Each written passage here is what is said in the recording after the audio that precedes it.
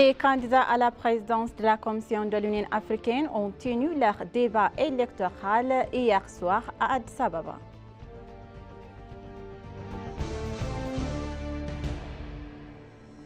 L'Ethiopian Construction Works Corporation a considérablement augmenté la performance de ses projets, vice-premier ministre Temaskon Turner.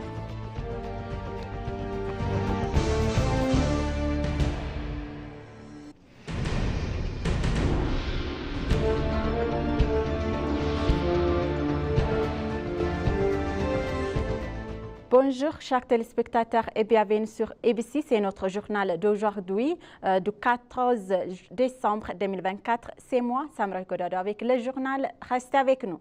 Les candidats ont expliqué leur plan lors des débats également connus sous le nom de G20, de Gemadala Africa Leadership Debate pour transformer l'Afrique s'il remporte les élections de février 2025. L'unité africaine, la paix, la sécurité, le renforcement du commerce continental, le développement économique, l'augmentation de la voix de l'Afrique sur la scène mondiale et la réforme institutionnelle ont été les principaux points à l'ordre du jour du débat qui s'est tenu au siège de l'Union africaine à Addis Ababa hier. La société de la radiodiffusion éthiopienne, la télévision nationale éthiopienne, a assuré la couverture en direct du débat électoral. Les débats s'est déroulé entre le ministère des Affaires étrangères et de la coopération internationale de Djibouti, Mohamed Ali Youssef, l'ancien premier ministre du Kenya, Raila Odinga, et l'ancien ministre des Affaires étrangères de Madagascar, Richard Ramadrato.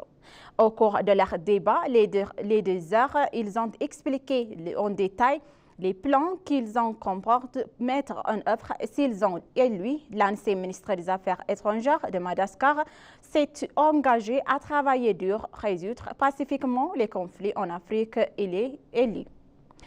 Le ministre des Affaires étrangères de Djibouti, Mohamed Ali Youssef, s'est engagé à faire de son mieux pour s'assurer que l'Union africaine dispose de ses propres sources de financement et pour stimuler le commerce intra-africain. L'autre candidat, l'ancien premier ministre du Kenya, Raila Odinga, a déclaré que s'il est élu au poste de commissaire de l'Union africaine, son objectif principal sera de réaliser les rêves des pères fondateurs de l'Union africaine qui se sont engagés à prendre les devants pour consacrer les visions des préfondateurs de notre continent.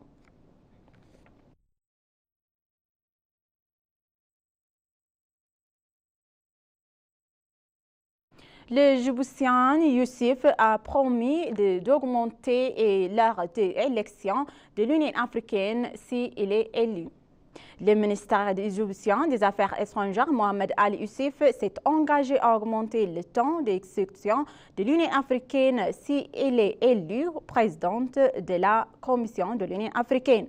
Youssef a parlé de son programme pour l'Union africaine à l'ambassade de Djibouti à Addis Ababa ce jeudi s'il est élu président de l'Union africaine. Il a présenté un programme ambitieux axé sur la bonne gouvernance, le développement économique et l'autonomisation des jeunes et des femmes. Selon lui, sa vision s'articule autour de 5 piliers clés dont la bonne gouvernance, la démocratie, les droits de l'homme, l'état de droit et l'intégration régionale. Il a également souligné la nécessité d'une plus grande participation des jeunes et des femmes au processus de décision de l'Union africaine. La campagne de Youssef accorde également la priorité à la transparence et à la responsabilité au sein des structures de direction de l'Union africaine, a-t-il noté.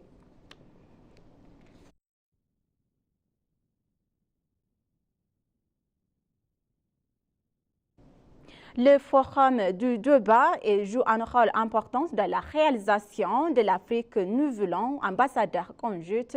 Le débat électoral pour la présidence de la Commission de l'Union africaine présidé par un plan des ministres africaines a commencé. Le forum a débuté avec l'hymne de l'Union africaine. Le président du groupe des ministres africains, les ambassadeurs conduits, a prononcé un discours d'ouverture. Dans son discours d'ouverture, l'ambassadeur conduit a déclaré que les débats jouent un rôle important dans la réalisation d'Afrique que nous voulons. Quand notre monde est à la croisée des chemins, elle a déclaré que l'Afrique était également confrontée à de nombreux problèmes. Ils ont déclaré que si nous ne renforçons pas notre unité en tant qu'Afrique, nous ne serons pas en mesure de mettre en œuvre nos visions communes, notamment l'agenda 2063. Elle a déclaré que parce que c'est notre ancien commune qui nous permet de réaliser notre vision de l'Union africaine, nous devons renforcer l'Union.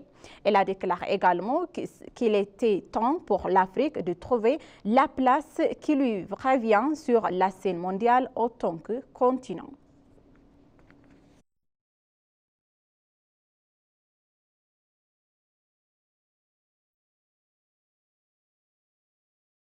L'immense potentiel de l'Éthiopie en matière de production de coton positionné le pays comme un leader régional du secteur, a affirmé Dharna Lawanda, présidente de l'Organisation du coton de l'Afrique de l'Est et du Sud.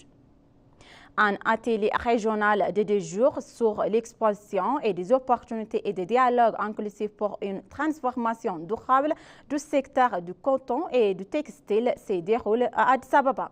Dans son discours d'ouverture, le ministère d'État d'Agriculture Meles Mekonnen a souligné l'importance d'un atelier pour favoriser une croissance économique durable à travers les secteurs du coton et du textile. Le ministre d'État a souligné que le ministère avait reconnu l'importance d'améliorer la production et la productivité du coton. La présidente de l'Organisation du coton de l'Afrique de l'Est et d'Afrique australienne et de Rwanda a pour sa part souligné l'importance du coton pour assurer les moyens de subsistance de millions de personnes à travers l'Afrique, tout en reconnaissant les défis du secteur tels que la faible productivité et de la hausse des coûts de production.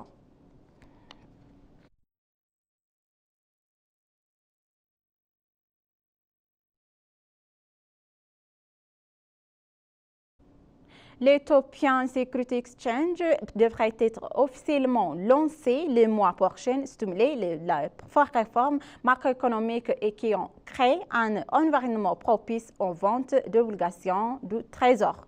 Tlaoun Ismaël, PDG de l'Ethiopian Security Exchange, a souligné que l'EX a joué un rôle crucial pour répondre aux demandes économiques et financières croissantes de l'Éthiopie en offrant une voie de financement alternative vitale. Lors d'un point de presse, Tlaoun a annoncé que des préparatifs substantiels ont été entrepris au cours de l'année écoulée pour établir l'institution en achevant la structure organisationnelle des ressources humaines et acquisition de technologies pour diriger le marché boursier. Les préparatifs du manuel d'exposition de l'X et les travaux de promotion publique ont été réalisés, a déclaré le PDG. Les réformes macroéconomiques ont créé une situation propice à la vente des obligations du Trésor par le gouvernement, a-t-il déclaré en soulignant que le lancement de l'X permettra aux citoyens d'acheter facilement des obligations du Trésor et de devenir rentables.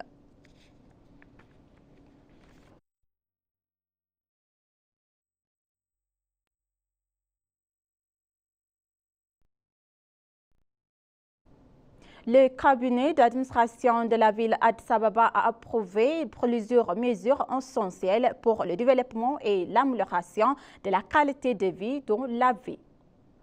Parmi ces décisions figurent la lutte contre la population de rivers pour préserver la santé publique et la beauté de l'environnement, la régulation et suivi le plan de développement urbain ainsi que la mise en œuvre d'un système de gestion de bus électriques en partenariat public-privé afin d'améliorer le transport public. Le cabinet a également décidé de plonger les horaires d'ouverture des établissements commerçants et des services jusqu'à 15h30 et d'imposer un éclairage ordonné et obligatoire pour les bâtiments publics et privés situés de longues principales routes, voies secondaires, afin d'assurer la sécurité et l'alternativité de la ville.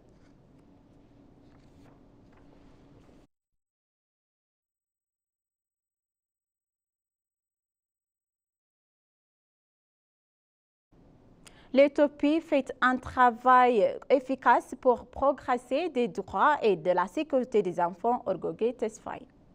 Les pays membres de l'Organisation intergouvernementale d'Afrique de l'Est et les ministres de la région travaillant sur les questions relatives aux enfants ont signé leur accord sur la déclaration cadre politique en faveur des enfants.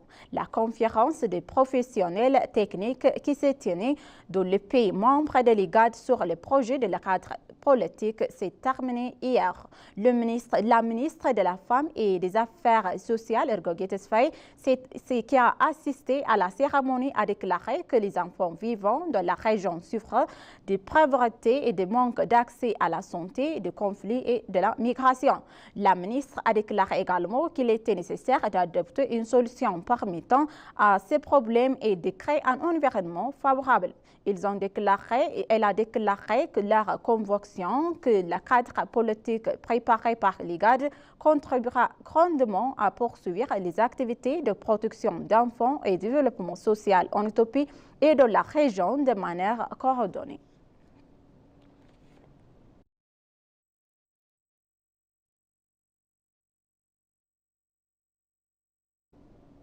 Le vice-premier ministre Tamasken Turuner a déclaré que la société éthiopienne des travaux de construction avait considérablement augmenté la performance de ses projets.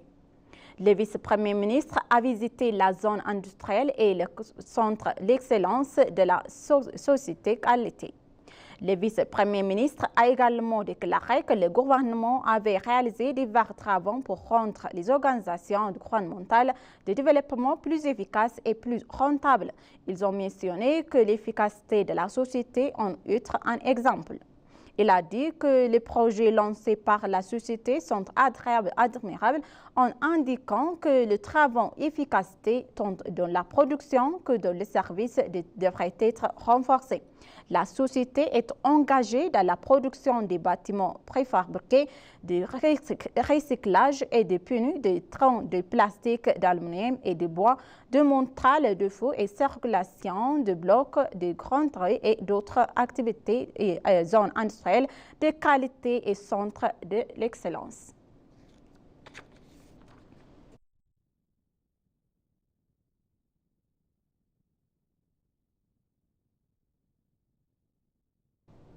Chers téléspectateurs, maintenant, je vous rappelle les titres principaux. Les candidats à la présidence de la Commission de l'Union africaine ont tenu leur débat électoral hier soir à Addis Abeba.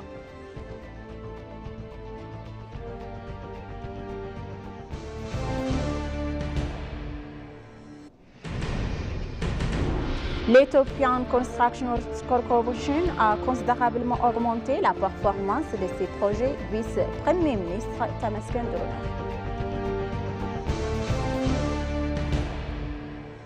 Merci, chers téléspectateurs, d'avoir resté avec nous jusqu'à la fin de notre journal d'aujourd'hui. C'était moi, Samra Godado, avec le journal. Je vous souhaite une bonne journée.